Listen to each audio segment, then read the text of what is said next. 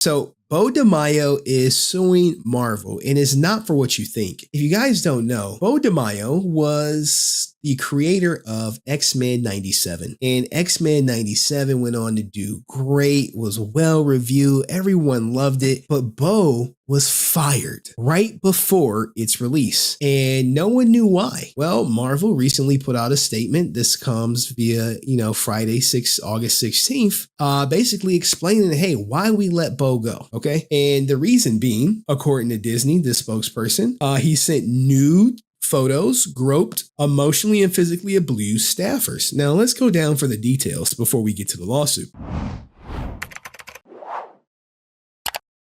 Possible reasons why Beau DeMayo was let go from both The Witcher and X-Men 97 have become known. All right, what we got right here? And shout out to Morph, guys. If you guys didn't watch X-Men 97, you should go see it. The accusations include that Beau sent nudes of himself to co-workers and staffers, allegedly groped an assistant, and is accused of emotionally and physically abusing those he worked with. Late last night, things escalated on X, and in the trades when Beau DeMayo initially claimed that the reason he was dropped from the credits of X-Men 97 Season 2 was due to posting Marvel's gay pride art of himself as Cyclops.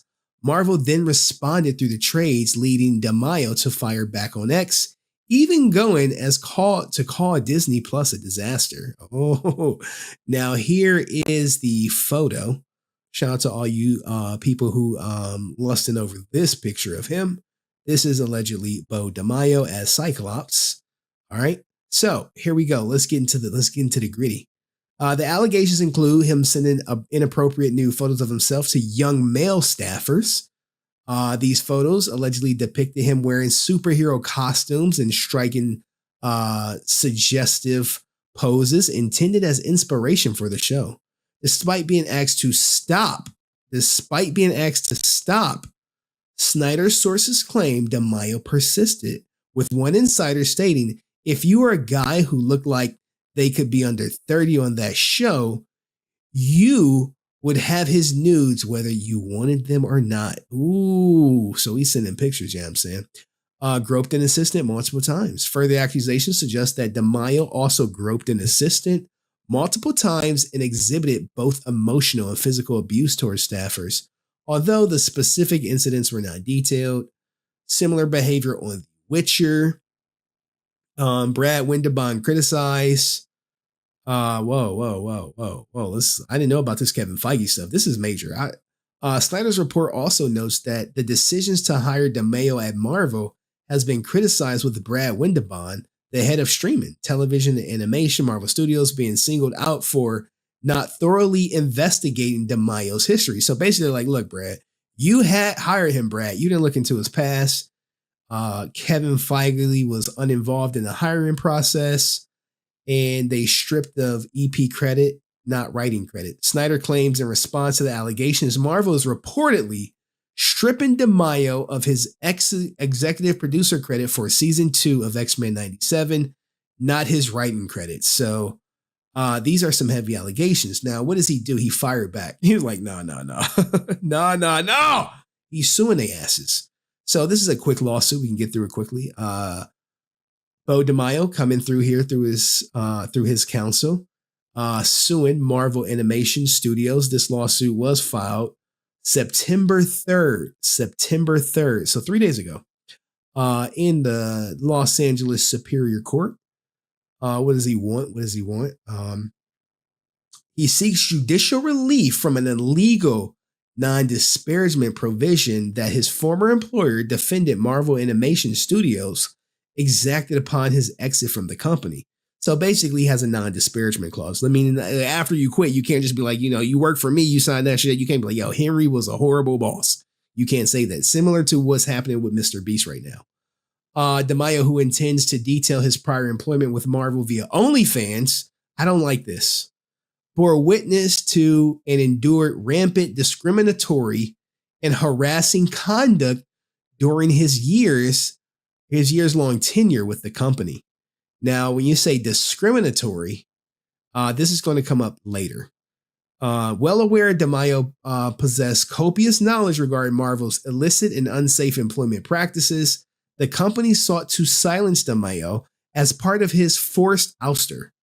Okay, we'll get to that. Backed by an army of well-versed employment attorneys, Marvel knowingly incorporated an illegal non-disparagement provision designed to muzzle an openly gay black man and restricted his statutory rights. So, discriminatory, openly gay black man, there are some things that did they discriminate him on the accounts of being gay, or did they discriminate on him on the accounts of being black? We really don't know yet because we got to get more into this lawsuit. And in fact, Marvel invoked its unenforceable provisions to justify its nefarious removal of DeMayo's credits on the acclaimed series X-Men 97. Now, look, man, don't lie. This series is so great that he should be credited. But if they're going out of their way to maybe remove his contributions to lessen his credit, I think they're going to shoot themselves in the foot. And the fans want a good product. At the end of the day, the fans will see if season 2 is as good as season 1 was, because season 1 was phenomenal. Marvel has and continues to willfully exploit a contractual provision that quite clearly runs afoul of California law. That ends by now. By way of this complaint, DeMayo seeks a judicial declaration that his non-disparagement provision violates public policy and is illegal and unenforceable as a matter of law under California's Fair Employment. Now, look, we go through the parties. We know it's him versus Marvel. We don't really need to spend too much time there. We know that he worked there. We know that the jurisdiction, this is in California. Each defendant either owns, maintains offices in California, so that the venue is fine. But let's get to the factual background. This is the juicy part. This is the part where everyone is like, this is where you eat it up. So he was there from February 2021 to March 2024, and he worked on the hit series X-Men 97. Damn, 3 years to put out 8 episodes. God damn, it ain't that quick, huh?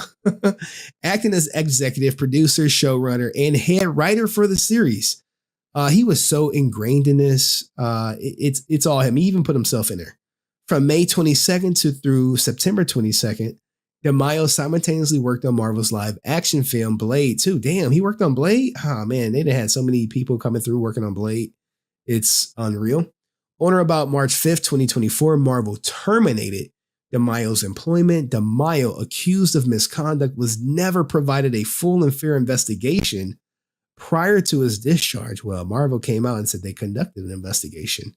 The company stated that DeMayo would retain his bonus and writing credits only if he executed a settlement and a release agreement, aka the agreement whereby Marvel compelled his silence and exculpated itself from liability.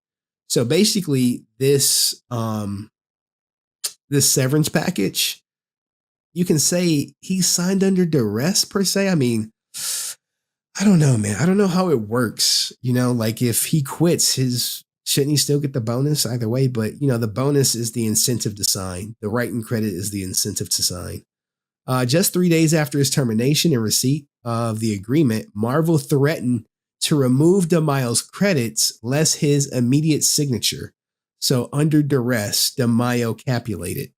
Now, among the terms, the agreement contains the following non-disparagement provision. Now, we can read all of this, but the most important part is the highlighted part, where it basically says they severed the relationship. Relationship is severed, but further, lender, artist, and Marvel hereby agree that parties will mutually agree in advance on a date of issuance of any press release, news story, announcement, or publicity relating to the change of relationship between the parties in connection with the settlement agreement, the DeMayo agreements, or early termination of DeMayo agreements. So basically, they came together and said, hey, if you put out a statement, we got to be on board, because they want to make sure, there's no surprises. lender and artist shall make no disparaging or derogatory statements or remarks concerning the series or Marvel or its affiliated companies, anyone they know to be current or former employees or representatives of Marvel or its affiliated companies in a manner that could reasonably be expected to cause reputational injury to Marvel or its affiliates. So this is the juicy part. Beau DeMayo is saying this is illegal, and he's going to explain it why. The provision here runs afoul of this California law to the extent it has purpose or effect of denying DeMayo, an employee of Marvel, the right to disclose information about unlawful acts in the workplace. Now, here's the thing. Most agreements will protect you, will silence people if you sign an NDA, but they cannot silence you from talking about things that are illegal. Now, in my experience from covering people trying to break their NDAs, they have not been successful. So I'll explain it why at the end, but sometimes the goal of filing a lawsuit is not necessarily to win. Okay? It's not necessarily to win because he's basically exposing Marvel even if he loses. And once you put things in a lawsuit, the whole defamation stuff goes out the window. Okay? So it's unlawful employment practice for an employer or former employer to include any agreement related to an employee's separation from the employment, any provision that prohibits disclosures of information about unlawful acts in the workplace. So that's the law. And this is, if you guys remember Tiger Woods, his girlfriend was trying to break it. She's like, he raped me. And they basically was like, shut up, bitch. Go back to arbitration. Okay. So here we go there. This is the California law that talks about the non-disparagement or other contractual provisions that restricts an employee's ability to disclose information related to the conditions in the workplace shall include the following language. Nothing in this agreement prevents you from discussing or disclosing information about unlawful acts in the workplace, such as harassment, which is he's listing, or discrimination, which, he said he was discriminated against, or any other conduct that you have reason to believe is unlawful. So you have that, and you have another California law, employer offering an employee, a former employee, an agreement related to that employee's separation from employment as provided in this substantial shall notify the employee that the employee has a right to consult an attorney. Okay, because now he's about to say he didn't have an attorney. He didn't have an attorney. He didn't have enough time to review it, because the thing about this law is it says, hey, the agreement and shall provide employee with a reasonable time period, if not less than 5 business days, to which to do so. So you got 5 days to talk to an attorney. Okay. An employee may sign such an agreement prior to the end of their reasonable time period, as long as the employee's decision to accept the shortening time is known and voluntary and is not induced by the employer through fraud, misrepresentation, or a threat to withdraw or alter the offer prior to the expiration of their reasonable time period, or by providing different terms to the employee. Like, man, if you guys only knew how major this is. I mean, it's not every day where someone sues Marvel because they have so many resources. And as a result of them having resources, people are hesitant. But, maybe he's standing on business. Absence Marvel's prior approval, the non-disparagement provision plainly prohibits the disclosure of any information related to his employment. This includes, without limitation, the disclosure of information regarding any unlawful acts. So he's basically saying, like, look, man, he experienced something that was unlawful and or witnessed it. Okay. This is some thick plot, Henry. Look, man, this is the stuff that doesn't get covered, guys. These lawsuits get swept under the rug. And then all ninjas see is, hey, Beau DeMayo was out here sending people this picture right here. That's what they're going to say. He was sending ninjas this. We got him out of here. Let's keep going. Given its sweeping function, the non-disparagement provision must contain substantial form, the language provided in California law. You know what I'm saying? Okay.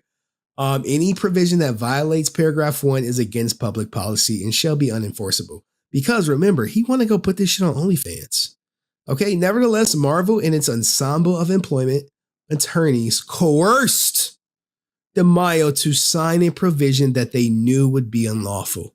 More still, DeMayo was not afforded a reasonable time period during which to consider the agreement and non-disparagement provision there herein. Quite the opposite. DeMayo was forced to sign an agreement or risk relinquishing his rightfully earned credits and bonus compensation. Even worse, Marvel and its affiliates continue to willfully exploit this illegal provision as it means to silence DeMayo. Most recently, Marvel barred DeMayo from attending the 76 Primetime Creative Arts Emmys, where he is nominated for his work on the series This Action Necessarily Follows. Now, here's the thing, right? Do not think Marvel does not have the power to make sure this ninja does not get an award. Okay. All right. So he wants declaratory relief. Basically, he wants the courts to declare the non-disparagement provision is illegal and invalid and unenforceable. That's it. He's praying for, the declaratory judgment, for the cost of this suit and hearing, and all because this ninja right here want to tell his story on his OnlyFans page and charge ninjas $9.99 a month. So he wants to monetize it. And me, how I feel about people monetizing the truth, I'm just not for it.